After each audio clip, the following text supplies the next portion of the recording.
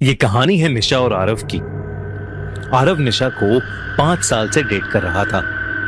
निशा एक राइटर थी और उसे पुराने खंडरों में जाना, रोंगटे खड़े कर देने वाली कहानियां सुनना और रहस्यमयी जगहों में बहुत दिलचस्पी थी।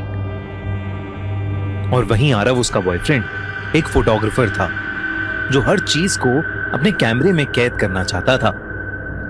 2 दिन बाद निशा का बर्थडे था। आरव ने प्लान बनाया कि वो निशा को एक सुंदर से जंगल में तारों के नीचे कैंपिंग करवाएगा।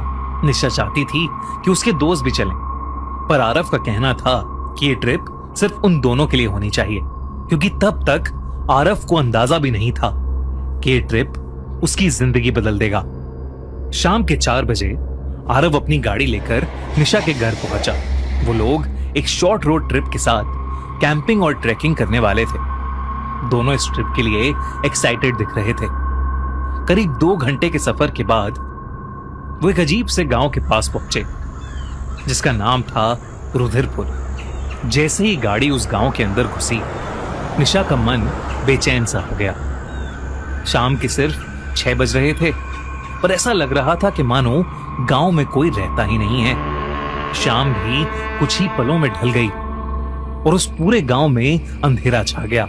सबसे अजीब बात यह थी कि उस गांव के हर घर के बाहर मशालें जल रही थीं और हर घर का दरवाजा खून सा लाल था।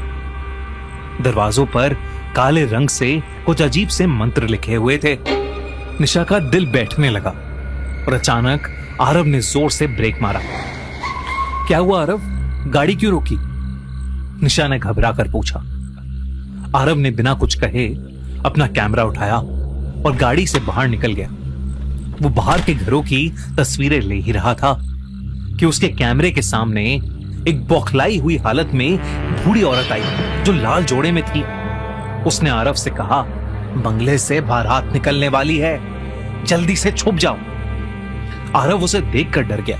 वो कुछ पूछ पाता इससे पहले ही वो बूढ़ी औरत मानो हवा में कहीं गायब हो गई। आरव जब पीछे मुड़ा तो उसने देखा कि निशा गाड़ी में है ही नहीं, और तब उसे जो दिखा वो देखकर उसकी रूह कांप गई। सामने निशा एक आदमी का हाथ थामे धीरे धीरे अंधेरे की तरफ बढ़ रही थी। वो आदमी किसी दूल्हे की तरह तैयार था। उसका चेहरा सेहरे से ढका हुआ था और हाथ से खून टपक रहा था, और उसके आसपास दुल्हन के जोड़े में कई सारी औरतें कुछ मंत्र पढ़ रही थीं। आरव निशा को रोकने के लिए चिल्लाया कि तभी अचानक उसके कंधे पर किसी ने हाथ रखा। जब वो पीछे मुड़ा